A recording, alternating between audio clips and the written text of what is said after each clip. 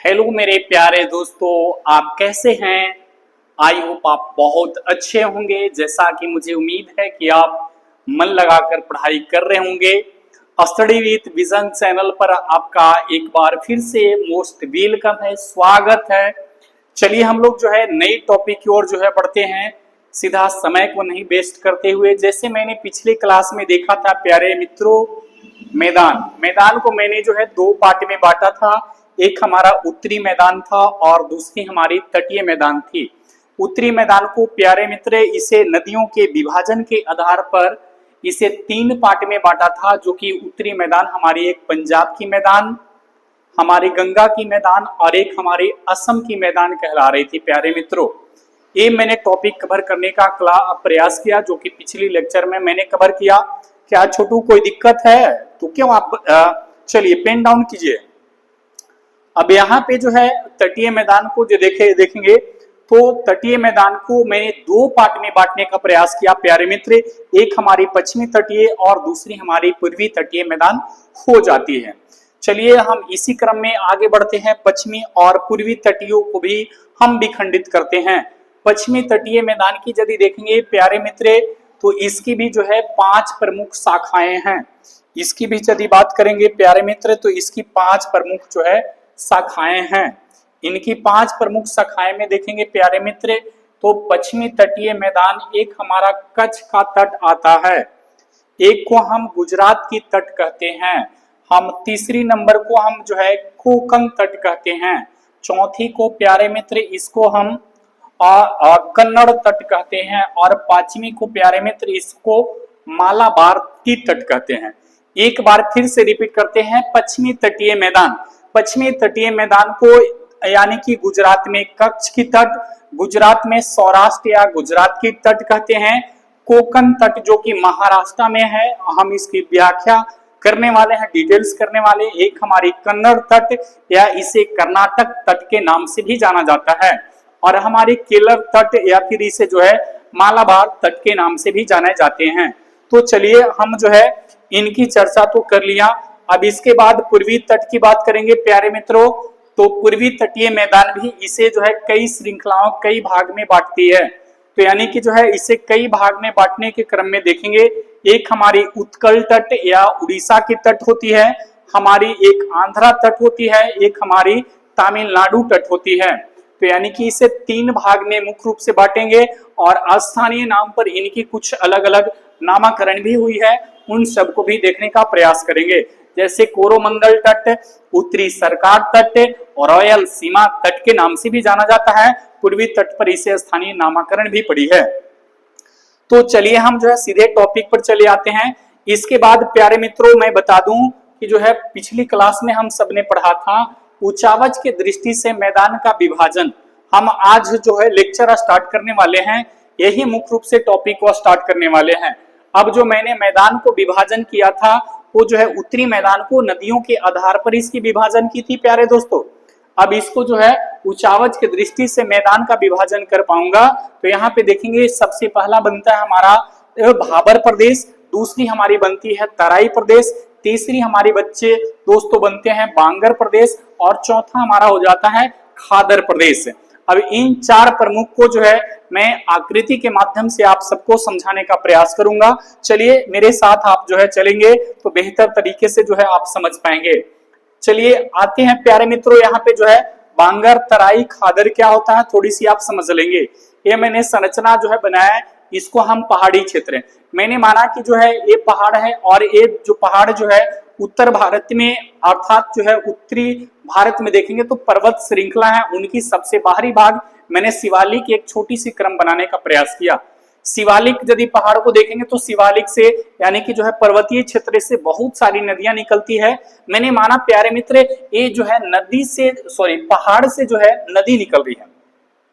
पहाड़ से जब नदी निकल रही है तो पहाड़ से जब नदी नीचे आती है तो नीचे आने के बाद जो है नदी क्या लाती है प्यारे मित्रों, नदी तो बहाकर कंकड़ बालू मिट्टी औसाद गाद यही तो लाती है बहाकर। तो जब नदी यहाँ से जो है जब बह रही है तो बहने के क्रम में कंकड़ बालू वगैरह ला रही है, तो कंकड़ को यहाँ पे जब हिमालय का जो है ये वाला जो नीचे का क्षेत्र है प्यारे दोस्त, इसको जो है हिमालय का गिरिपाद, इसको हम क्या कहते हैं, गिरिपाद, इसको हम क्या कहते हैं, गिरिपाद क्षेत्र, इसको हम क्या कहते हैं मित्रों, तो गिरिपाद। गिरिपाद का मतलब क्या होता है थोड़ा सा आप समझेंगे। गिरी मीन्स हो गया पहाड़ और पाद मीन्स हो गया पांव, यानी कि पहाड़ के जो करीब जो होते हैं उसी को बहुत करीब, पहाड़ के जो पांव के समीप होते हैं उसी को हम कहते हैं गिरिपाद कहते हैं। आई होप आपको समझ में आ रहा होंगे गिरिपाद किसको कहते हैं। पहाड़ के जो सबसे नीचे, जो नीचे का हिस्सा जो होता है, जो मेन बेस जो समतल भूमि से लगता है उसी को हम कहते हैं गिरिपाद कहते हैं। ये पहाड़ का गिरिपाद क्षेत्र हो गया। नदी जब यहां से आ रही है कंकड़ बालू लाती है और लाने के क्रम में जो है गिरिपाद क्षेत्र में कंकड़ बालू को छोड़ देती है। छोड़ने के बाद जो है ऐसे प्रदेश का जो हमें निर्माण होता है उसी को हम क्या कहते हैं प्यारे मित्रों, भाबर प्रदेश कहते हैं। क्या कहते हैं, भाबर प्रदेश कहते हैं। और भाबर प्रदेश जो है ये चौड़ाई की दृष्टि से देखेंगे तो जो है 8 से 16 किलोमीटर तक जो है इसकी चौड़ाई होती है। अब यहाँ पे क्या कृषि के लिए उपजाऊ भूमि है, नहीं है। यहाँ पे कंकड़ बालू रेतीली जो है बहुत सारे जो है निर्माण हो गए हैं और यहाँ पे भाबर प्रदेश में कृषि के लिए उपयुक्त जो है दशा प्रदान नहीं करता है। हम कह सकते हैं कि भाबर क्षेत्र में कृषि नहीं होगी। साथ साथ इसमें क्या होगा प्यारे मित्रों, तो ये जो है हमारे जो है नदी की मुख्य धारा स्पष्ट रूप से नहीं दिखाई पड़ेगी। यानी कि हम कहेंगे कि भाबर प्रदेश में जो है नदी की स्पष्ट धारा दिखाई नहीं पड़ती है। इसके बाद हम चले आते हैं प्यारे मित्र, तो ये भाबर प्रदेश में जब नदियां जो है भाबर प्रदेश से बाहर निकलेगी तो निकलने के क्रम में जो है ये कहां पहुंच जाती है, तराई प्रदेश में। तराई उन प्रदेश को कहते हैं प्यारे मित्रों, यहाँ पे जो है नदियां कई धाराओं में बटकर निकलती है जिसके कारण गिरिपाद की जो भूमियां होती है प्यारे मित्रों ये जो है दलदल क्षेत्र में तब्दील हो जाती है। दलदल क्षेत्र में तब्दील होने के कारण जो है यहाँ पे जो है कई ऐसे जो है जलीय जीव जंतुआ पाने जाने के लिए जो है ये प्रवास का काम करता है। तो अर्थात हम कह सकते हैं कि तराई प्रदेश की जो चौड़ाई जो होती है 20 से 30 किलोमीटर जो है सकरा पट्टी के रूप में चौड़ी होती है। और ये जो है आपका भाबर और तराई प्रदेश की बात करेंगे तो आपका उत्तर भारत में पंजाब से लेकर जो है पूरब में असम तक विस्तृत है। हम इसकी चर्चा करेंगे प्यारे मित्रों। तो मैं आपको दिखा दूं तो ये जो है आपके उत्तर भारत में हम लोग ने क्या देखा, उत्तर भारत में हम लोगों ने क्या देखा कि इन सारी परिस्थितियों के आधार पर यहाँ पे देखेंगे प्यारे मित्रों तो हमारी क्या थी, यहाँ पे मैं आपको बता दूं स्पष्ट रूप से ताकि आपको समझने में कोई दिक्कत नहीं आए। चलिए यहाँ पे देखेंगे ये हमारी क्या थी प्यारे मित्रों, यहाँ पे यदि देखेंगे आप तो ये हमारी क्या थी, इसको हम शिवालिक यानी कि सबसे बाहरी हिमालय कह रहे थे। अब शिवालिक हिमालय को यहाँ पे मैंने देखा तो शिवालिक हिमालय से निकलने वाली बहुत सारी नदियां ये जो है गिरिपाद क्षेत्र में कंकड़ बालू और साथ जो है छोड़ दे रहे थे। जहां पे बलुई या कंकड़ीले क्षेत्र को हम क्या कह रहे हैं प्यारे मित्र, इसको भाबर प्रदेश कह रहे हैं। और जो है जो कंकड़ीले क्षेत्र से जो बाहर नदियां निकल रही है कई धाराओं में बटकर निकलती है और वहां पे दलदली क्षेत्र बनता है, उसको हम तराई या दलदली क्षेत्र भी कहते हैं। और वहां पे दलदली क्षेत्र में रहने वाले कई जीव जंतुओं का प्रवास का भी काम करता है। जैसे हम देखेंगे प्यारे मित्र तो उत्तराखंड का जिम कार्बेट और बिहार का जो है आपका वाल्मीकि नगर अभयारण्य जो है इन्हीं तराई क्षेत्रों में अवस्थित है। उत्तराखंड का जिम कार्बेट और बिहार का वाल्मीकि नगर जो है ये जो है इन्हीं तराई क्षेत्रों में अवस्थित है। यहाँ पे बड़े बड़े मच्छर, बड़े बड़े जो है मगरमच्छ इत्यादि जो है यहाँ पे जो है दलदली क्षेत्र में रहने वाले जो है जीव जंतु भी पाए जाते हैं। तो आई होप आपको समझ में आ गया होगा तो मैं किसकी चर्चा कर रहा हूं। चलिए थोड़ा सा जो है मैंने जो है बताने का आपको प्रयास किया ताकि आपको जो है समझ में आ जाए। तो हम उसी चीज को चर्चा कर रहे थे प्यारे मित्रों जो कि मैंने जो है मानचित्र के आधार पर आपको समझाने का प्रयास किया। तो यानी कि जो है भाबर प्रदेश और तराई प्रदेश, आई होप आपको समझ में आ गए होंगे। और एक हमारा बन जाता है जिसको हम बांगर कहते हैं और एक को हम कहते हैं खादर। थोड़ी सी मेरी बातों को समझ लेंगे। बांगर प्रदेश वह प्रदेश है जहां पे नदियों की बाढ़ की पानी प्रत्येक वर्ष उस ऊंचे भूभाग पर नहीं पहुंच पाती है, उसको हम क्या कहते हैं, बांगर प्रदेश कहते हैं। और बांगर मिट्टी को हम पुरानी जलोढ़ मिट्टी भी कहते हैं। बांगर मिट्टी को पुरानी जलोढ़ मिट्टी भी कहते हैं। जलोढ़ मिट्टी में एक जो है अशुद्ध कैल्शियम कार्बोनेट की खोल भी पाई जाती है, कैल्शियम कार्बोनेट की ग्रंथियां भी पाई जाती है, जो देखेंगे होंगे कि आपके फील्ड पर जो है छोटे छोटे जो है दाने टाइप के होते हैं, जैसे आप देखे होंगे, जैसे क्या काली मिर्च जो होती है ना, तो काली मिर्च जो होती है उसमें छोटे छोटे दाने होते हैं, उसी टाइप के देखेंगे। तो जो पुराने जलोढ़ मिट्टी होते हैं, तो ये जो फील्ड का ऊंचा भाग होगा वहां पे आपको जरूर मिलेगा, और वो जो है ग्रंथि के रूप में पाए जाते हैं। इसलिए हम कह सकते हैं कि बांगड़ मिट्टी में जो है हमारी जो है, यहाँ पे मैं बता दूं, हमारा जो है दो मिट्टी और कौन है प्यारे मित्रों, बांगर मिट्टी। दो मिट्टी हमारा कौन है, बांगर। एक हमारा क्या हो गया, बांगर, और दूसरा हमारा और क्या हो गया, खादर। खादर क्या हो गया प्यारे मित्र, खादर। तो बांगर मिट्टी और खादर मिट्टी, यानी कि जो है जहां पे नदियों की बाढ़ की पानी प्रत्येक वर्ष नहीं पहुंच पाती है, वह ऊंचावच भूमि को हम बांगर प्रदेश कहते हैं, और बांगर प्रदेश को इसे पुरानी जलोढ़ मिट्टी भी कहते हैं। और पुरानी जलोढ़ मिट्टी में जो है कैल्शियम कार्बोनेट की ग्रंथि पाई जाती है, इसे जरूर आप नोट करेंगे। इसके बाद हम देखेंगे खादर प्रदेश। खादर प्रदेश को यदि देखेंगे प्यारे मित्रों, तो खादर प्रदेश हमारा क्या हो जाएगा, खादर प्रदेश क्या हो जाएगा, वैसे भूमि जहां पे नदियों की बाढ़ की पानी प्रत्येक साल पहुंच जाता है और एक नई मिट्टी की परत बन जाती है, उसी को हम क्या कहते हैं, खादर मिट्टी कहते हैं। यानी कि इसको हम नई जलोढ़ मिट्टी भी कहते हैं। और नई जलोढ़ मिट्टी को हम देखेंगे प्यारे मित्रों, तो इसको जो है पंजाब में नई जलोढ़ मिट्टी को, इसको कहते हैं, पंजाब में नई जलोढ़ मिट्टी को हम कहते हैं प्यारे मित्र बेट, और जो है पंजाब में पुराने जलोढ़ मिट्टी बांगर मिट्टी को कहते हैं धाया। इसको क्या कहते हैं प्यारे मित्र, धाया कहते हैं। तो आपका नोट करने वाला सवाल बनता है कि पंजाब में, आप नोट कर लेंगे, पंजाब में पुराने जलोढ़ मिट्टी को, बांगर मिट्टी को धाया कहते हैं, और पंजाब में नए जलोढ़ मिट्टी यानी खादर मिट्टी को बेट कहते हैं। आई होप आपको समझ में आ गया होगा। तो चलिए, मैंने इन जो है चार प्रमुख जो है इसके चर्चा किया, जिसमें से जो है मैं आपको जो है स्पष्ट रूप से जो है प्यारे दोस्तों देखेंगे, तो मैं आपको थोड़ा सा यहाँ पे जो है 1 मिनट का आप समय देंगे। तो मैंने क्या बताया प्यारे मित्र, यहाँ पे आप समझेंगे मैंने क्या बताया कि जो है हम उचावच की दृष्टि से इसे कितने भाग में बांट रहे हैं। भाबर हो गया हमारा, तराई हो गया हमारा, बांगर हो गया, और हमारा क्या हो गया प्यारे मित्र, खादर हो गया। क्या हो गया, खादर। दोस्तों बहुत ज्यादा गर्मी है। अब जो है हमारा जो है पहला क्या आ गया प्यारे दोस्तों, बांगर मिट्टी। बांगर मिट्टी की मैंने सारी विशेषता चर्चा कर लिया है। ये 8 से जो है 16 किलोमीटर इसकी चौड़ी पट्टी होती है। अब जो है ये जो है कंकड़ पत्थरों से जो है, बजरी से जो है इसकी अधिकता होने के कारण काफी ज्यादा सक्रिय होते हैं, और कृषि के लिए जो है उतनी उपजाऊ मिट्टी नहीं है। आप इसे स्क्रीनशॉट कर लेंगे ताकि आपको नोट्स बनाने में मदद मिले, इसीलिए मैं जो है मैं आपको डेटा दे रहा हूँ। चलिए, इसके बाद हम आगे देखेंगे प्यारे दोस्त, ये हमारी हो गई। इसके बाद तराई प्रदेश, हम जो है दूसरी को देखेंगे तराई प्रदेश। तराई प्रदेश की मैंने बताया कि जो है यह दलदल क्षेत्र होता है, और इसकी चौड़ी कितनी होती है, 20 से 30 किलोमीटर जो है चौड़ी होती है। यहाँ पे वन्य जीव तथा जो है क्या होते हैं, घने वन तथा जो है वन्य जीव के लिए बहुत प्रसिद्ध होता है, जिसमें से मैंने बताया कि जो है यहाँ पे वन्य जीव अभ्यारण्य भी जो है राष्ट्रीय उद्यान एवं वन्य जीव अभ्यारण्य भी पाए जाते हैं। जैसे मैंने बताया उत्तराखंड का जिम कार्बेट और बिहार का जो है वाल्मीकि नगर, आप नोट कर लेंगे, बिहार का वाल्मीकि नगर, उत्तराखंड का जिम कार्बेट। चलिए अब आगे हम चलते हैं प्यारे दोस्तों, तो अब हम चले आते हैं बांगर में, यानी कि जो है 1 सेकेंड, बांगर यानी कि जो है बांगर मिट्टी। हम इसे क्या करें प्यारे मित्र, बांगर मिट्टी। बांगर मिट्टी को हम क्या कहते हैं, पुरानी जलोढ़ मिट्टी भी कहते हैं, और इसमें जो है कंकड़ के रूप में जो है चूना युक्त जो है ग्रंथि पाई जाती है। जो मैंने बताया कौन सा चूना युक्त, कैल्शियम। इसको आप नोट कर लेंगे प्यारे मित्र, इसको हम क्या कर रहे हैं, कैल्शियम,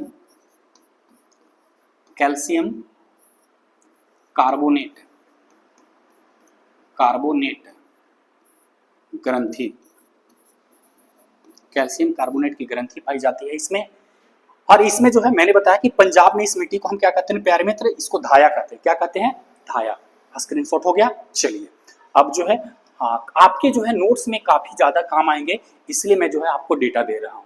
इसके बाद जो है मैं आपको ज्योग्राफी नहीं पढ़ा रहा हूँ, मैं आपको मास्टर बना रहा हूँ। चलिए अब जो है मैं विद्यार्थी नहीं, साथ साथ मैं आपको प्रशासक बना रहा हूँ।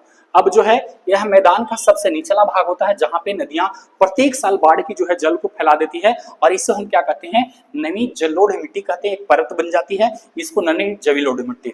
अब इसमें देख लेंगे तो जो है यहाँ पे जो है कृषि के लिए काफी उपयुक्त होता है। लेकिन आपसे पूछा जाएगा कि जो है खादर में सबसे ज्यादा जो है फसल की उपयुक्तता होती है या फिर जो है बांगर में। तो यदि दोनों में कहा जाए तो दोनों जो है कृषि के लिए उपयुक्त है, लेकिन दोनों में यदि हम तुलना कर लें तो सबसे ज्यादा जो है खेती के लिए उपयुक्त कौन होता है, खादर मिट्टी। सबसे उपयुक्त कौन होता है, खादर मिट्टी। बांगर और खादर में यदि तुलना कर लेंगे तो खादर में सबसे ज्यादा पैदा होता है बांगर के तुलना में, लेकिन दोनों कृषि के लिए उपयुक्त है। और इसको जो है पंजाब में हम क्या कहते हैं प्यारे मित्र, इसको हम बेट कहते हैं। क्या कहते हैं, बेट। पंजाब में देख लेंगे तो इसको हम क्या कहते हैं प्यारे मित्र, तो इसको बेट कहा जाता है। और जो है बांगर को क्या कहा जाता है, धाया कहा जाता है। चलिए यहां तक तो आपका टॉपिक क्लियर हो गया प्यारे मित्र। अब जब टॉपिक क्लियर होगा तो मैं आपको जो है स्पष्ट कर दूं कि जो है थोड़ी सी इसमें जो है मैं आपको जो है यहाँ पे सीधे टॉपिक पर लेके चले आता हूँ। चलिए इसमें से तो मैंने जो है हिमालय के तराई का क्षेत्र जो हिस्सा था उसको तो मैंने देख लिया। अब जो है प्यारे मित्र दोस्तों यहाँ पे हम चले आते हैं। यहाँ पे क्या देखेंगे तो हमारी क्या है, यहाँ पे थोड़ी सी आप समझने का प्रयास करेंगे।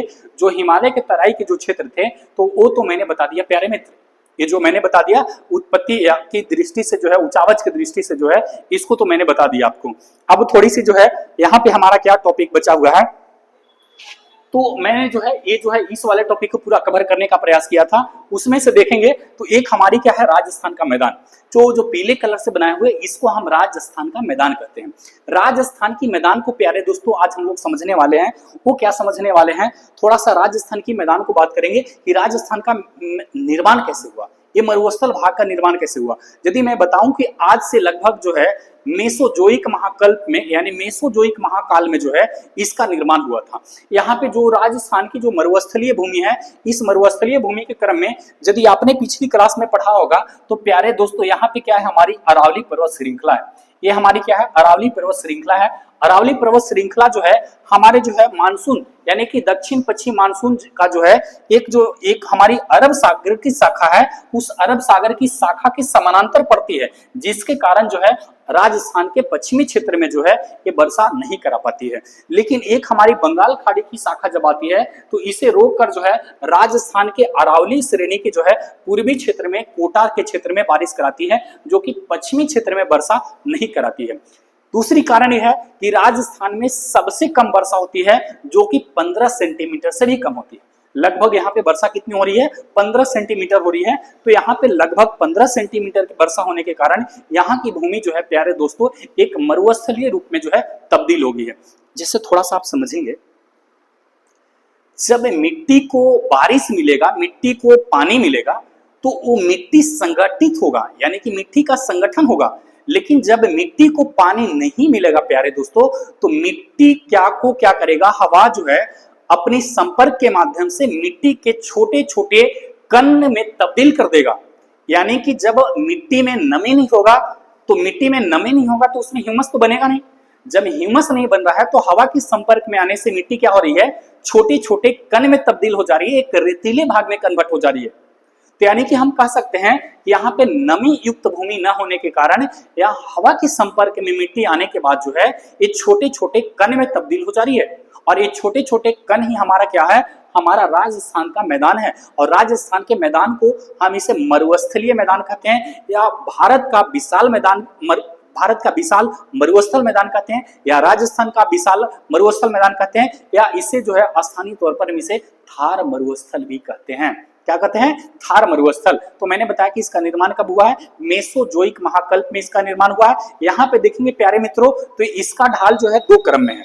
इसका ढाल जो है 2 क्रम में कैसे है, तो थोड़ा सा आप यहाँ पे समझेंगे। एक इसका जो है, एक हमारा जो हो गया उत्तर का हिस्सा और एक हमारा हो गया दक्षिण का हिस्सा। यदि देख लेंगे इसको मैंने 2 पार्ट में बांट दिया, ये उत्तर का हिस्सा हो गया, ये नॉर्थ हिस्सा, और ये हमारा क्या हो गया, साउथ हिस्सा। यदि नॉर्थ हिस्सा की यदि बात कर लेंगे तो नॉर्थ जो मरुस्थल है इसका ढाल जो है आपका कहां पे है प्यारे दोस्त, तो सिंध की ओर, पंजाब यानी पाकिस्तान की ओर है। उत्तरी मरुस्थल का ढाल जो है वो पाकिस्तान की ओर है, और ये जो दक्षिणी मरुस्थल का जो ढाल है ये भारत में कच्छ की जो ओर है, यानी कि जो है गुजरात की ओर ढाल है। तो इसमें जो है इसकी ढाल जो है 2 तरफ से है, एक इसकी ढाल जो है पाकिस्तान की ओर, और एक इसकी ढाल जो है दक्षिणी की, वो जो है कहाँ की ओर है, कच्छ की ओर है। तो यानी कि हम कहेंगे तो यहाँ पे बालू की कई टीले पाए जाते हैं।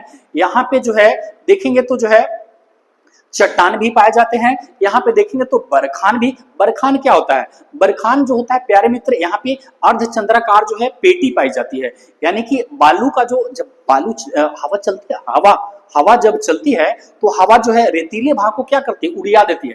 यानी कि हवा जो है अपने साथ लेकर जाती है। जैसे आप देखे होंगे थोड़ा सा इसमें कि राजस्थान का मरुस्थलीय मैदान कैसे होता है, तो मैं आपको जो है दिखा दूंगा। चलिए, इसके बाद जो है राजस्थान का मैदान, राजस्थान के मैदान को मैंने चर्चा कर लिया। राजस्थान के मैदान का जो है क्षेत्रफल कुल जो है 1,75,000 है, और इसकी लंबाई चौड़ाई की बात कर लेंगे तो चौड़ाई इसकी 300 किलोमीटर है, और लंबाई इसकी जो है प्यारे मित्र वो आपकी जो है 640 किलोमीटर है। तो यानी कि जो है राजस्थान की मरुस्थल को हम राजस्थान की मरुस्थल कर रहे हैं, इसको हम क्या कर रहे हैं, भारत की विशाल मरुस्थल कर रहे हैं या थार मरुस्थल कर रहे हैं। तो आई होप आपको समझ में आ गए होंगे। जो परीक्षा की दृष्टि से जो है काफी ज्यादा महत्वपूर्ण तो नहीं है, लेकिन हाँ ये जो है एक सवाल इससे जरूर पूछे जाते हैं कि थार मरुस्थल निम्न में से भारत के किस राज्य में अवस्थित है। तो जो है राजस्थान में है। यहाँ पे वर्षा कितनी होती है मरुस्थल में, तो 15 सेंटीमीटर होती है। कई नदियां यहाँ पे जो है आकर विलीन हो जाती है, इसीलिए अंतःस्थलीय नदी कहते हैं। लूनी जो है राजस्थान में बहने वाली सबसे लंबी नदी है। राजस्थान की मरुस्थल में बहने वाली जो है लूनी नदी जो है सबसे लंबी है। और इसके बाद हम यहाँ पे देख लेंगे तो राजस्थान में कई जो है आपके जो है लेगून झील भी पाई जाती हैं, और लेगून झील पाए जाने के कारण राजस्थान के लेगून झील से जो है नमक भी प्राप्त किया जाता है, क्योंकि यहाँ पे जो है वाष्पीकरण क्रिया होती है, और वाष्पीकरण से क्या होता है, नमक प्राप्त किए जाते हैं। तो जो है मैंने इन सारी चीजों पे जो है बताया, थोड़ी सी आप यहाँ पे देख लेंगे प्यारे दोस्तों, आप इसे स्क्रीनशॉट कर लेंगे ताकि आपकी परीक्षा की दृष्टि से जो है काफी ज्यादा महत्वपूर्ण हो जाए। चलिए, इसे आप स्क्रीनशॉट कर लेंगे। ये जो है मैंने भारतीय मरुस्थल को जो है बताने का प्रयास किया, जो कि भारतीय मरुस्थल जो है आपका जो है राजस्थान के क्षेत्र में है, हो गया, और अरावली के जो है दक्षिण पश्चिम में है। ये जो है इसके कच्छ के मैदान की जो है समुद्री निक्षेप का जो है इंजन जो है भाग से बना हुआ है। विशाल इसको हम किस किस नाम से जानते हैं, तो विशाल जो है भारतीय मरुस्थल कहते हैं, राजस्थान का मरुस्थल कहते हैं, या फिर जो है थार। इसका जो है क्षेत्रफल कितना है, 1,75,000। हमने जो है इसकी जो है औसत जो है चौड़ाई की बात किया 300, और लंबाई का जो है 640 किलोमीटर तक जो है फैला हुआ है। चलिए, इसमें से आप जो है थोड़ा सा आप देख लेंगे तो और भी थोड़ी सी मैं इसको आप स्क्रीनशॉट कर लेंगे। यहाँ पे वर्षा कितनी हो रही है, वार्षिक वर्षा जो है 15 सेंटीमीटर होती है।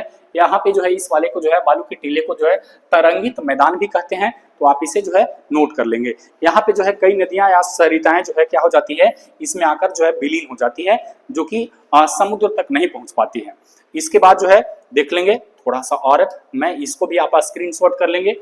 जैसे यहाँ पे जो है मैंने बताया कि मेसोजोइक काल में इसका निर्माण हुआ है। ये जो है समानांतरी रेतीले टीले, छत्रक चट्टान, मरु उद्यान का मतलब हो गया मरा हुआ जो है बाग बगीचे जो है यहाँ पे उगते हैं, जो कि यहाँ पे कटीले वनस्पति में बताऊंगा, तो वहां पे बताऊंगा कि जो है यहाँ पे जो है कटीले मरुस्थल पाए जाते हैं, सॉरी कटीले जो है वनस्पतियां पाई जाती है। और कटीले वनस्पतियां क्यों पाई जाती है, उस वाले टॉपिक में मैं थोड़ा सा बता दूं कि कटीले वनस्पतियां होती है जो कि पत्ता जो होता है वो सख्त होकर कांटों के रूप में तब्दील हो जाता है, और वो जल के अभाव में ऐसा होता है। तो इसको में जो है देखेंगे तो बरखान, बरखान क्या होता है प्यारे मित्र, तो अर्धचंद्राकार जो है बालू का टीला ही होता है, इसको बरखान कहते हैं। जैसे बरखान कहाँ पे है, राजस्थान के जैसलमेर में जो है बरखान का समूह जो है देखा जाता है। तो आई होप आपको समझ में आ गया होगा, और इसे आप स्क्रीनशॉट कर लेंगे। चलिए, हो गया। चलिए, अब जो है मेन टॉपिक की ओर चले आते हैं, पश्चिमी तटीय मैदान। पश्चिमी तटीय मैदान की यदि देखें बात है तो जो है तटीय मैदान की चर्चा किया था प्यारे मित्र। तटीय मैदान को मैंने 5 पार्ट में बांटा, 5 पार्ट में देखेंगे। इसके बाद जो हमारे पूर्वी तटीय मैदान है, पूर्वी तटीय मैदान की भी जो है मैं चर्चा कर रहा हूं। तो इस वाले टॉपिक में जो है अब जो है इसमें टोटली को हम कवर करने का प्रयास करेंगे। चलिए, वो 2 टॉपिक तो आपका क्लियर हो गया। अब यहाँ पे देखेंगे प्यारे मित्रों तो तटीय मैदान हमने पढ़ा था क्या था कि जो है भारत के तटवर्ती मैदान, तटीय क्षेत्र कितना है, 6100 किलोमीटर है। कितना है, यानी कि गुजरात में यहाँ कच्छ से स्टार्ट होता है और नीचे में कन्याकुमारी तक, और पूरब में जो है कहाँ तक जाता है, आपके बंगाल तक, यानी कि जो है पश्चिम बंगाल तक चले जाते हैं। अभी टोटल लंबाई की यदि बात कर रहे थे तो भारत की जो है तटीय सीमा की लंबाई कितनी थी, तो 6100 किलोमीटर थी। उन 6100 किलोमीटर में दोस्तों हम लोग देखने का प्रयास करेंगे, जिसमें से जो है अब एक को जो है गुजरात में देखेंगे तो इसको जो है मैं बांट दूं, तो इस वाले को जो है यहाँ पे देखेंगे प्यारे मित्र, यहाँ पे जो है इसको जो है अलग अलग पार्ट में बांट दूं। ये भारत के पश्चिम में अवस्थित होने के कारण इसको जो है पश्चिमी तटीय बोलते हैं, और ये भारत के पूर्व में अवस्थित होने के कारण इसको जो है पूर्वी तटीय मैदान कहते हैं। आई होप आपको समझ में आ रहे होंगे। अब जो है भारत में पश्चिम में अवस्थित होने के कारण पश्चिमी तटीय मैदान कहते हैं। पश्चिमी तटीय मैदान का कैसे निर्माण हुआ थोड़ी सी आप समझेंगे। पश्चिमी तटीय मैदान का निर्माण में जो है कई नदियों की बहुत सारी भूमिका है।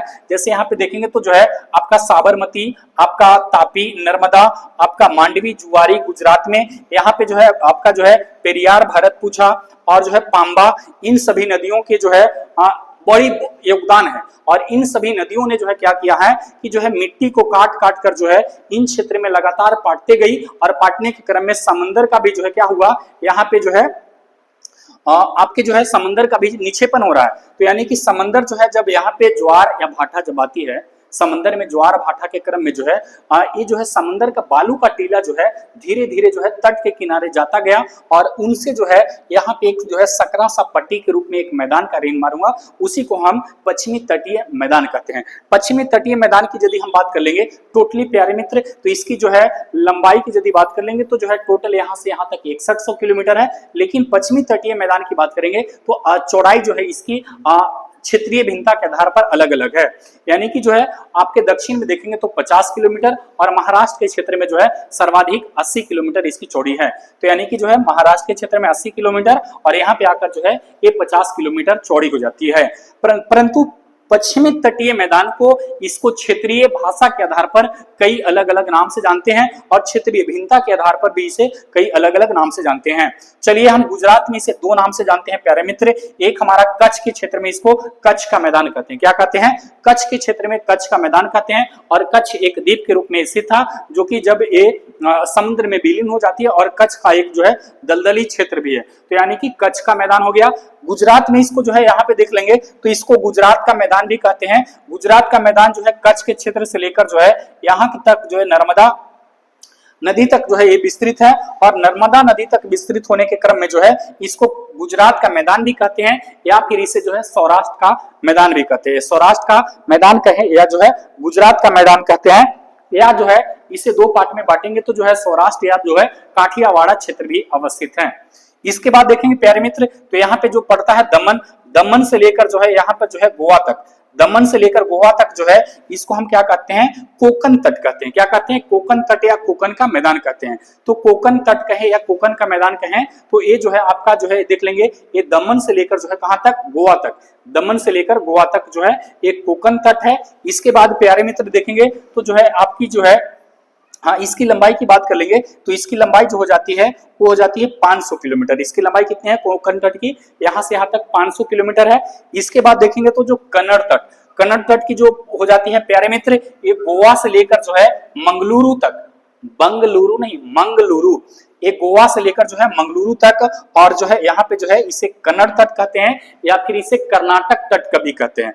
कन्नड़ जो है वहां के कर्नाटक की स्थानीय भाषा है, इसलिए कन्नड़ तट या इसे कर्नाटक तट भी कहते हैं। और इसकी लंबाई की यदि बात करेंगे तो 525 किलोमीटर है। कितने हैं प्यारे मित्रों? 525 किलोमीटर है। इसके बाद देखेंगे तो यहाँ से जो है नीचे तक जो है कन्याकुमारी तक, यहाँ तक कन्याकुमारी तक, मंगलुरु से लेकर कन्याकुमारी तक जो है इसको मालाबार तट भी कहते हैं। यानी कि जो है मंगलुरु से लेकर कन्याकुमारी तक इसको मालाबार तट कहते हैं, और इसकी लंबाई 550 किलोमीटर या किसी किसी बुक में 500 किलोमीटर भी मिलेंगे। तो मालाबार तट को हम केरल की तट भी कहते हैं, और केरल की तट पर जो है कई ऐसे जो है भौतिक स्वरूप के जो है स्वरूप दिखने के लिए मिलता है। जैसे बेम्बानाड झील हो गया। बेम्बानाड जो है एक लैगून झील है, लेकिन इससे स्थानीय तौर पर कयाल भी कहते हैं। इसे हम क्या कहते हैं? कयाल कहते हैं। तो बेम्बानाड झील हो गया। यहाँ पे जो है आपका कोचीन बंदरगाह भी है। आपका तुत्ती कोरिन देखेंगे तो जो है पूर्वी तट पर, लेकिन यहाँ पे कोचीन बंदरगाह है। तो यानी कि जो है इन सभी जो है भौतिक स्वरूप का जो है यहाँ पे विस्तार या देखने के लिए मिलेगा। इसके बाद हम चले आते हैं प्यारे मित्र तो पूर्वी तटीय मैदान। पूर्वी तटीय मैदान की मैंने चर्चा किया कि पूर्वी तटीय मैदान जो है इसे जो है 3 भाग में मुख्यतः बांटे जाते हैं। कितने भाग में बांटे जाते हैं? 3 भाग में। चलिए हम एक को कहते हैं उत्कल तट का मैदान या उड़ीसा का मैदान। इसे क्या कहते हैं? उत्कल तट या उड़ीसा का मैदान कहते हैं। उड़ीसा की मैदान प्यारे मित्र देखेंगे तो इसे को जो है उड़ीसा राज्य में अवस्थित है। और यहाँ पे एक जो है प्रमुख रूप से जो है यहाँ पे एक झील है जिसको हम कहते हैं चिल्का झील। और चिल्का झील जो है किस तट पर अवस्थित है, तो उत्कल तट पर। उड़ीसा का पुराना नाम क्या है, उत्कल है।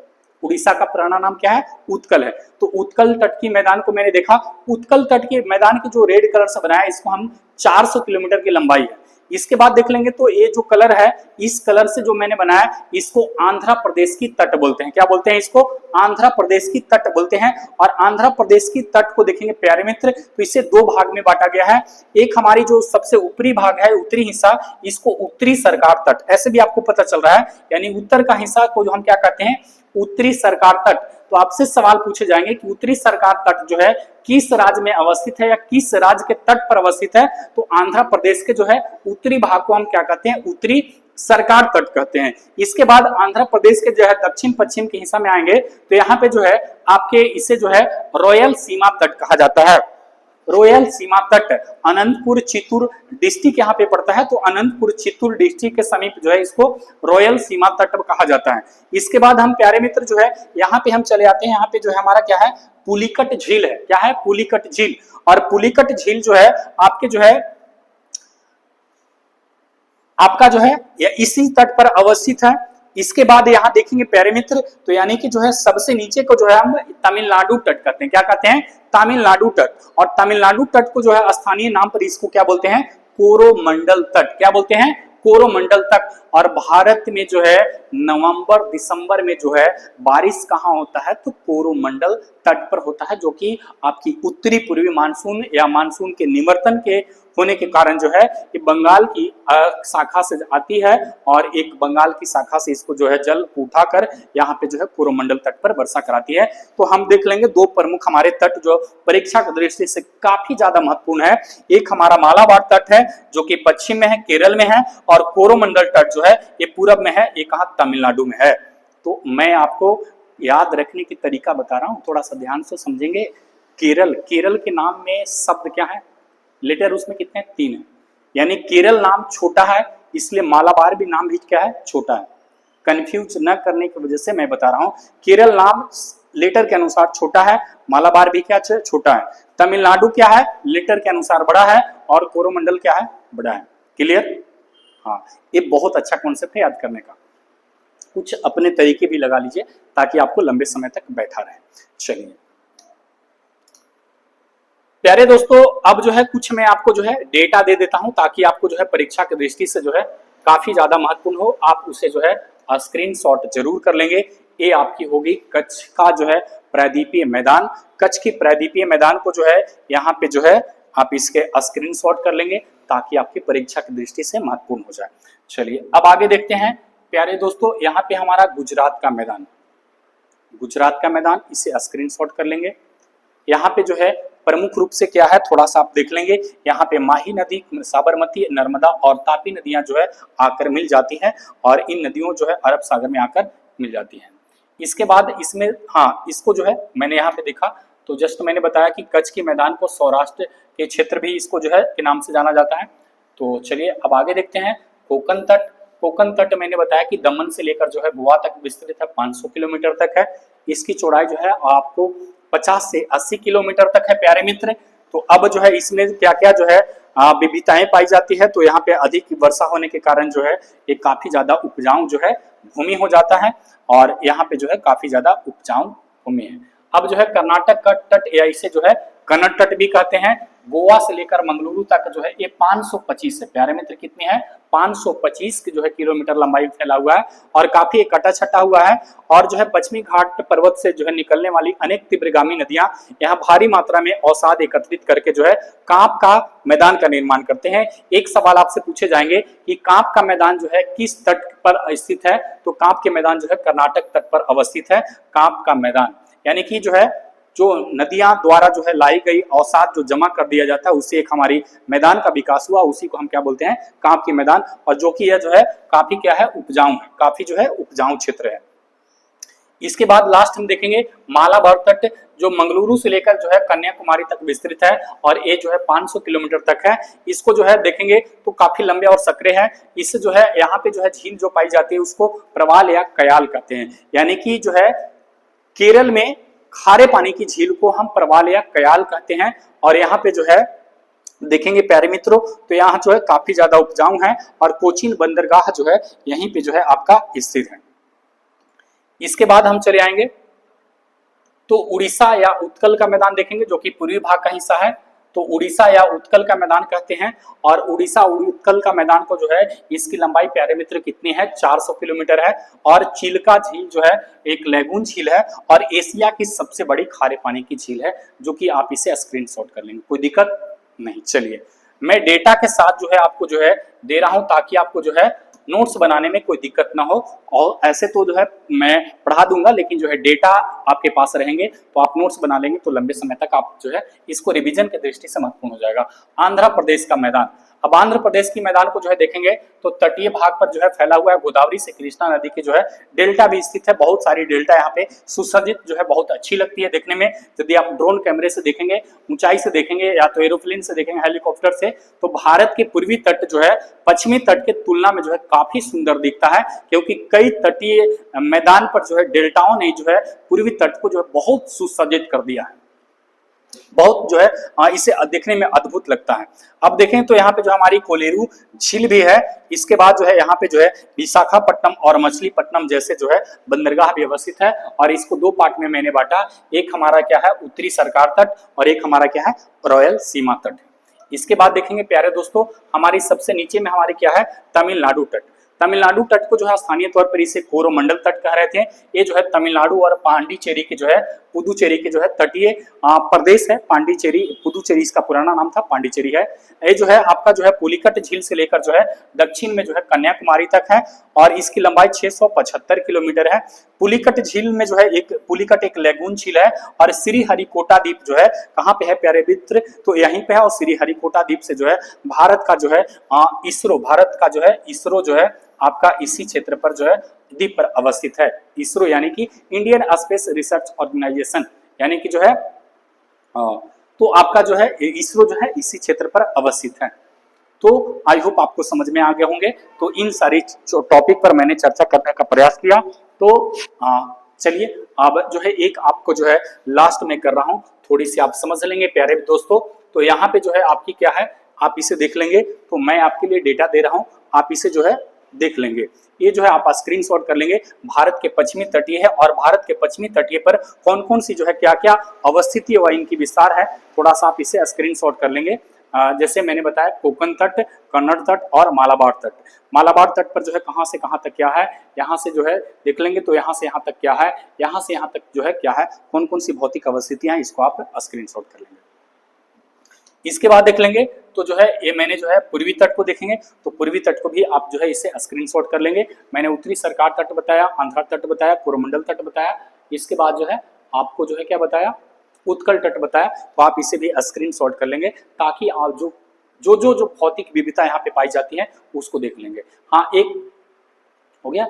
चलिए तो अब जो है प्यारे दोस्तों भारत के तटीय मैदान को जो है मैंने समाप्त कर दिया। और भारत के तटीय मैदान को समाप्त करने के परिलक्ष्य में जो है मैं आपसे कहना चाह रहा हूं कि आप जो है शिद्दत से तैयारी करें, मेहनत लगाकर जो है तैयारी करें, जी जहां लगाकर तैयारी करें, ताकि आपकी जो है उन सीटों में एक सीट जो है सुनिश्चित हो जाए और अपने माता पिता के सपनों को साकार कीजिए। और मिलता हूं अगले क्लास में, तब तक के लिए धन्यवाद।